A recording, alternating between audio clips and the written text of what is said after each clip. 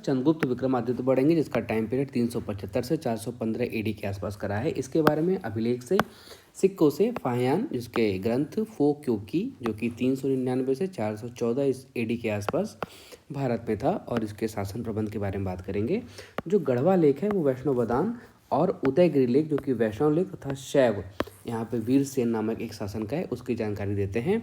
वैष्णव मुद्रा और वराह अवतार के बारे में भी हम यहाँ पर देखेंगे। जो मथुरा लेख है वो पाशुपत संप्रदाय से संबंधित है, और यहाँ पर उदित आचार्य नाम के एक आचार्य हैं। जो पाशुपत संप्रदाय है वो इसके जो संस्थापक हैं उनका नाम है लकुलिश, जो कि पुराणों में इनका वर्णन है। कहाँ कहाँ वर्णन है? लिंग पुराण में, स्कंद पुराण में, वामन पुराण में। और लकुलिश जो है वो कायावरोहण यानी कि महाकालवन का जो है कि इसने स्थापना करी थी, और यहाँ पर इसने एक लिंग स्थापना कराई जिसका नाम पड़ा महाकालेश्वर मंदिर।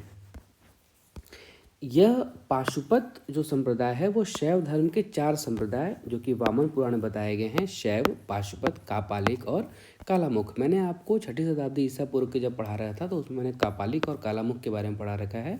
अगर आपने क्लास करी होगी तो आप अच्छे से जो है कि इसको कोरिलेट कर पा रहे होंगे। जो कापालिक और कालामुख हैं वो भैरव उपासना करते हैं और तांत्रिक संप्रदाय के लोग हैं।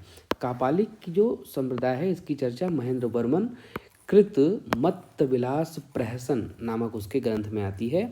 साथ ही साथ मणि मैकले जो कि शीतले सत्यनार ने लिखी है, और उसमें जो एक कहानी है अनाज व्यापारी की जो कि मदुरै का है, वो उसकी कहानी शिलप्पाधिकारम में भी बताई गई है, जिसकी रचना इलांगू अडियल ने करी है जो कि चेर साम्राज्य में थे। ये शेनगुट्टन का भाई है, फाइन।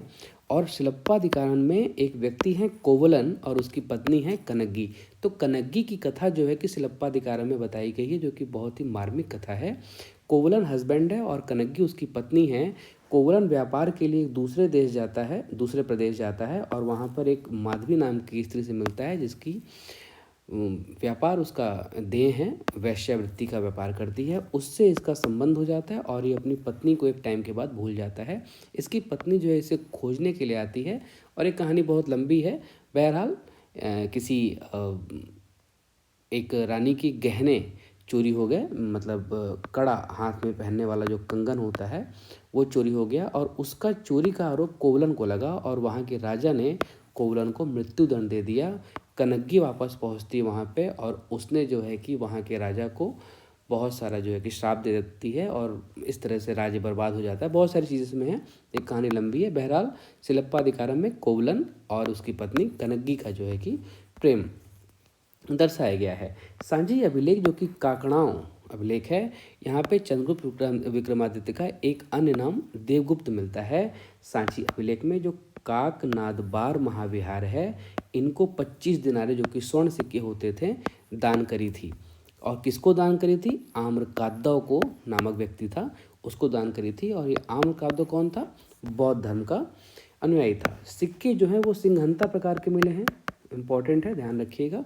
ये शक विजय के समय पर करा गया था, और उस समय शकारी की उपाधि भी धारण करी थी। इम्पॉर्टेंट जो है वो ये है कि राजा रानी प्रकार के सिक्के चंद्रगुप्त फर्स्ट, सेकेंड और कुमार गुप्त के भी हैं।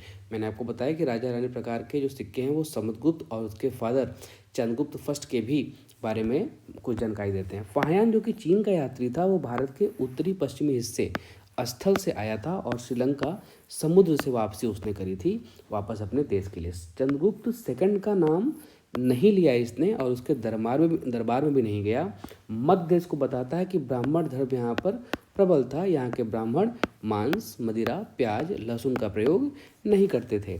जो खोतान है वो उत्तर पश्चिम का क्षेत्र है। यहाँ पर महायानी भिक्षुक देखे थे। किसने देखे थे? ये फाहियान ने देखे थे, ओके। और चंद्रगुप्त मौर्य का राजप्रसाद देखा था। प्रसाद का मतलब होता है महल, और राजप्रसाद का मतलब है कि वहाँ का जो राजा है चंद्रगुप्त मौर्य, उसका महल देखा था इसने। किसने देखा था? फिर से फाहियान ने देखा था, फाइन। चंद्रगुप्त विक्रमादित्य की शासन की अप्रत्यक्ष प्रशंसा करता, वह कहता है कि राजा बिना दंड के शासन करता था, दंड विधान कोमल था, और मृत्युदंड वहाँ पर नहीं दिया जाता था।